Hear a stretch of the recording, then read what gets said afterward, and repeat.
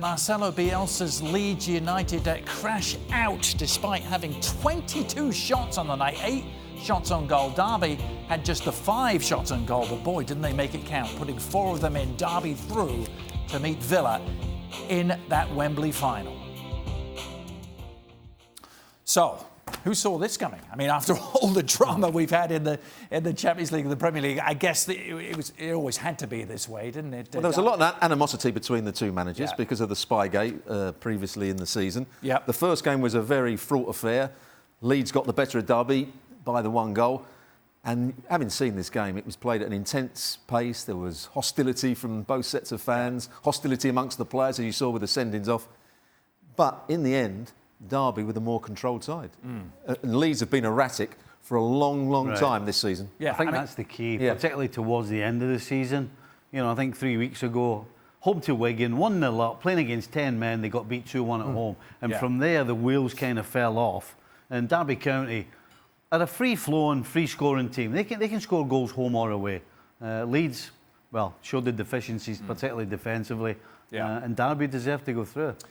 With Frank Lampard at the helm, how do you rate the job he's done? Because Derby County have been close, haven't they, for many years to getting back to the promised line. Earlier on in the season, when people were talking about him taking over the Chelsea job, I sort of put a bit of a dampener on that by saying Derby in the worst position they've been for something like 6 years. Most of the managers got the sack at Derby when they were in the top 6 and the chairman thought they should be in the top 2.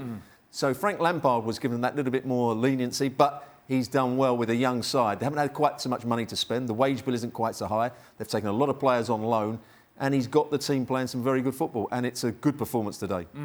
Leeds, Steve, in your 2 eras, they were a massive club. They're still a sleeping giant. They thought Bielsa was going to perhaps be the man to get them back. They're going to have to wait yet another year.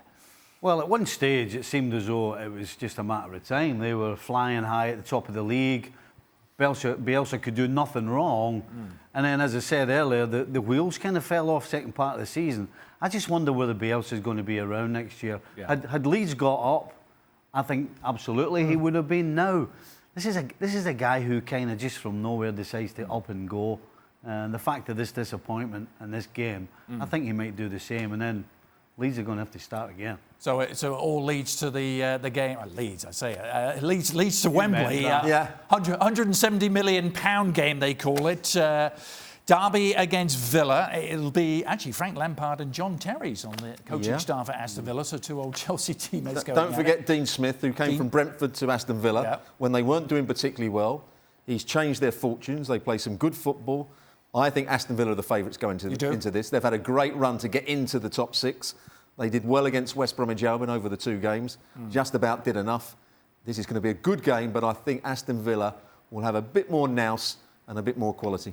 You see it that way, I do. Stevie? I see the experience, I actually thought West Brom would have beaten Villa because of the experience they had. But no question, Villa has that. Derby, they don't have experience. In a game like this, you need some. They don't have any.